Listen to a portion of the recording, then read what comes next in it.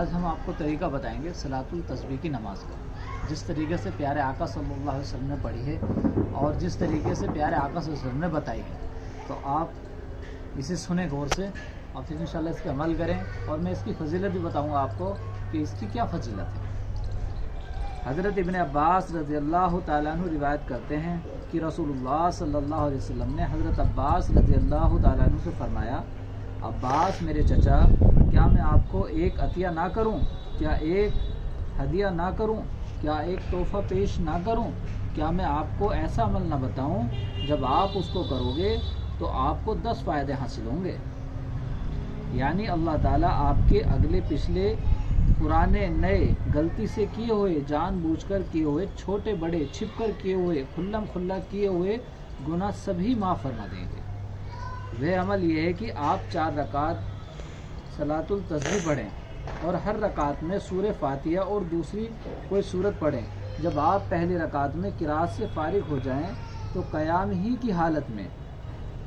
رکوع سے پہلے سبحان اللہ والحمد للہ ولا الہ الا اللہ واللہ اکبر 15 مرتبہ پڑھیں، پھر رکوع کریں اور رکوع میں بھی یہی کلمے 10 مرتبہ کہیں،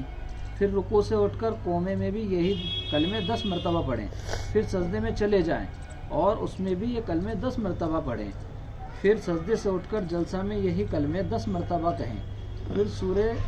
پھر دوسرے سجدے میں بھی یہی کلمے 10 مرتبہ کہیں، پھر سجدے کے بعد بھی کھڑے ہونے سے پہلے بیٹھے بیٹھے یہی کلمے 10 مرتبہ کہیں، چاروں رکعت اسی طرح پڑھیں اور اس ترتیب سے ہر رکعت میں یہ کلمے 75 مرتبہ کہیں۔ میرے چچا، اگر آپ سے ہو سکے تو روزانہ یہ نماز 1 مرتبہ پڑھا کریں، اگر روزانہ نہ پڑھ سکیں تو ہر جمعہ کے دن پڑھ لیا کریں، اگر آپ یہ بھی نہ کر سکیں تو سال میں 1 مرتبہ پڑھ لیا کریں، اگر یہ بھی نہ ہو سکے تو زندگی میں 1 مرتبہ ہی پڑھ لیں۔ دیکھو میرے بھائی، آپ اس کا صحیح طریقہ سمجھ گئے۔ سب سے پہلے کیا کرنا ہے، جب ہم اس کی نیت باندھیں گے، نیت باندھنے کے بعد ہمیں کیا کرنا ہے، سورہ ثنا پڑھنا ہے، ثنا کے بعد ہمیں سورہ فاتحہ پڑھنا ہے، اور سورہ فاتحہ کے بعد ہمیں جو ہے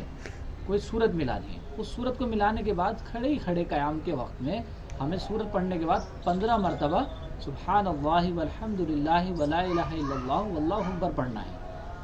اور اس کے بعد ہمیں رکوع کرنا ہے۔ رکوع میں اپنا وہ جو ہم تسبیح کرتے ہیں سبحان ربی العظیم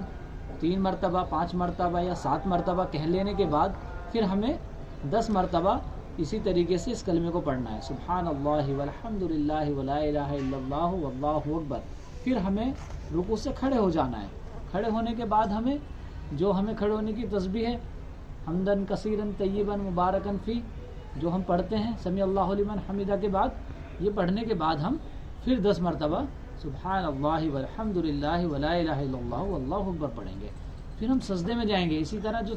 سجدے کی تسبیح ہے سبحان ربی الاعلی، اسے پڑھنے کے بعد ہم 10 مرتبہ پھر اسی کلمے کو دہرائیں گے۔ پھر جب ہم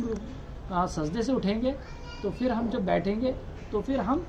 اسے پڑھیں گے 10 مرتبہ، پھر ہم سجدے میں جائیں گے، پھر 10 مرتبہ پڑھیں گے، پھر جب سجدے سے اٹھیں گے پھر ہم 10 مرتبہ پڑھیں گے، پھر اس کے بعد کھڑے ہوں گے۔ اسی طریقے سے ہمیں 4 رکعت کمپلیٹ کر لیں گے انشاءاللہ۔ ٹھیک ہے انشاءاللہ۔ السلام علیکم۔